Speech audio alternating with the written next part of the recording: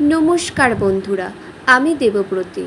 অন্নপূর্ণা যোজনা সংক্রান্ত অত্যন্ত গুরুত্বপূর্ণ তথ্য নিয়ে চলে এসেছি, তাই প্রথম থেকে শেষ পর্যন্ত তোমরা দেখবে। অন্নপূর্ণা যোজনার টাকা যারা যোগ্য মহিলা তারা অবশ্যই পেয়ে যাবে। আর কোন কোন মহিলা অন্নপূর্ণা যোজনার ৩,০০০ টাকা পাবে না, সেই সংক্রান্ত গুরুত্বপূর্ণ তথ্য ভালো করে তোমরা জেনে নাও। দেখো, রাজ্য সরকারের নতুন নিয়ম অনুযায়ী নিম্নলিখিত ক্যাটাগরির মহিলারা এই প্রকল্পের সুবিধা পাবেন না।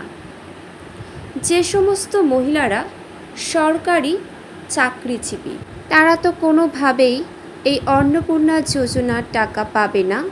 এছাড়াও যে সকল মহিলার পরিবারের কোনো সদস্য স্থায়ী সরকারি চাকরি করেন অথবা সরকারি পেনশন পান, সম্ভবত তারা টাকা পাবেন না। পেলেও পেতে পারেন, এই ব্যাপারে এখনও অনেক মতভেদ রয়েছে। এই সংক্রান্ত সঠিক তথ্য এখনও জানা যায়নি। নেক্সট, আশাকর্মী, অঙ্গনারী ও সিভিক ভলেন্টিয়ার যারা আছেন, এর মধ্যে অনেকেই অন্নপূর্ণা যোজনার ফর্ম ফিল আপ করে দিয়েছে আর ভাবছে আমরা কেন টাকা পাচ্ছি না। তাদের উদ্দেশ্যে, তারা চাকরিজীবী, সরকারের কাছ থেকে প্রত্যেক মাসে বেতন পাচ্ছেন। এছাড়াও কিন্তু সরকারিভাবে আশাকর্মী, অঙ্গনারী, সিভিক ভলেন্টিয়ার সবারই কিন্তু মোটামুটি মাইনে বাড়িয়ে দেওয়া হয়েছে। তারা কাজের সাথে যুক্ত আছে বলে কিন্তু সরকার থেকে তাদেরকে ৩,০০০ টাকা দেওয়া হবে না।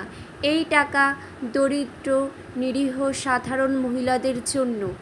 যারা যোগ্য অবশ্যই কিন্তু এই টাকা পাবে, কেউ বঞ্চিত হবে না। অনেকেরই ফর্ম কিন্তু ভেরিফিকেশান সাকসেসফুল হয়ে গিয়েছে, তারা পেমেন্টও পেয়ে গিয়েছে।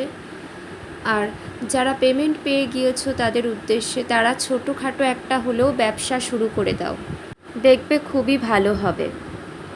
আশাকর্মী, অঙ্গনারী ও সিভিক ভলেন্টিয়ার তারা নতুন নির্দেশিকা অনুযায়ী সরকারি তহবিল থেকে সাম্মানিক বা পারিশ্রমিক পাওয়া কর্মী, যেমন আশাকর্মী, অঙ্গনারী কর্মী, সিভিক ভলেন্টিয়ার এবং পার্শ্ব শিক্ষকরা এই প্রকল্পের আওতার বাইরে থাকবেন। এরা কিন্তু কোনোভাবেই টাকা পাবে না। নেক্সট, আয়কর দাতা, ইনকাম ট্যাক্স যারা পে করে, আবেদনকারী বা তার পরিবারের কোনো সদস্য যদি আয়কর দিয়ে থাকেন তবে আবেদন বাতিল হয়ে যাবে। জিএসটি নম্বর থাকলে, পরিবারের কারোর নামে যদি জিএসটি নম্বর থাকে তারা কিন্তু এই প্রকল্পে যোগ্য নয়, এই সুবিধা তারা কিন্তু পাবেন না। আবারও বলছি, এই প্রকল্পে কোনো দরিদ্র মহিলা কিন্তু বঞ্চিত হবে না।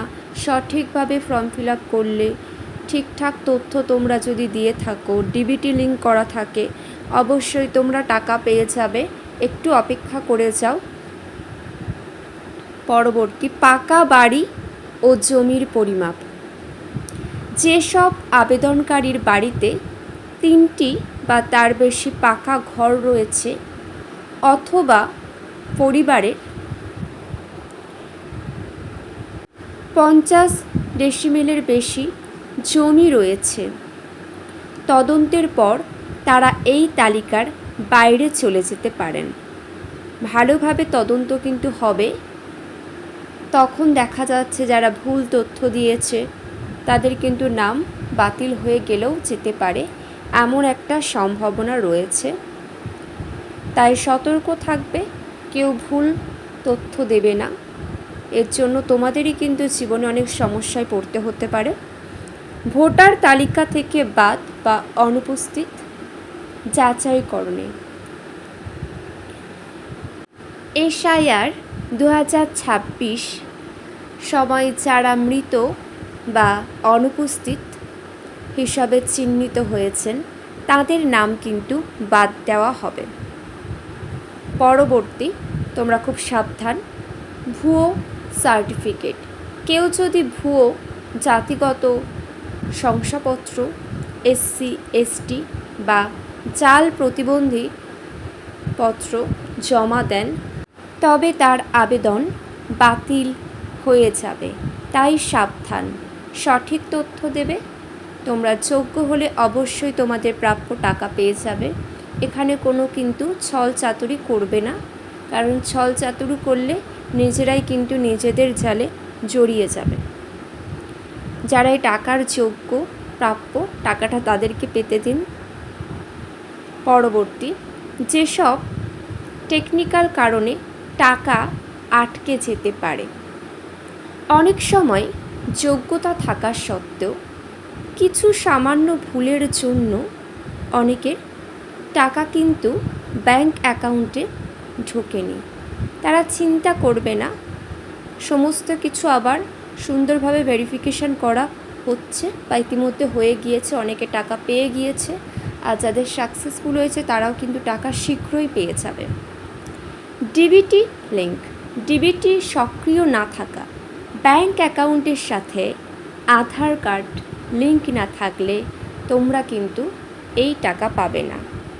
নামের বানানে ভুল, আবেদনপত্রের নামের সাথে আধার কার্ড বা ব্যাংক পাসবুকের নামের বানান না মিললে এই পেমেন্ট কিন্তু আটকে যায়। একই মোবাইল নম্বর ব্যবহার, পরিবারের একাধিক সদস্যের আবেদনে একই মোবাইল নম্বর ব্যবহার করলে কিন্তু সমস্যা। কি করণীয়? তোমরা যদি না টাকা পাও কি করবে? যদি আপনার আবেদন কোনো ভুল ত্রুটি হয়ে থাকে তবে সরাসরি তোমরা আধিকারিক বা স্থানীয় ক্যাম্পের সাহায্য নাও। পোর্টালে তথ্য সংশোধন করে নিতে পারেন। এছাড়াও অফিসিয়াল পোর্টাল দেখো, সেখানে গিয়ে আবেদনের স্ট্যাটাসটি চেক করে দেখে নিতে পারবে। কারোর কোনো মন্তব্য থাকলে অবশ্যই জানাবে। সবাই খুব ভালো থেকো।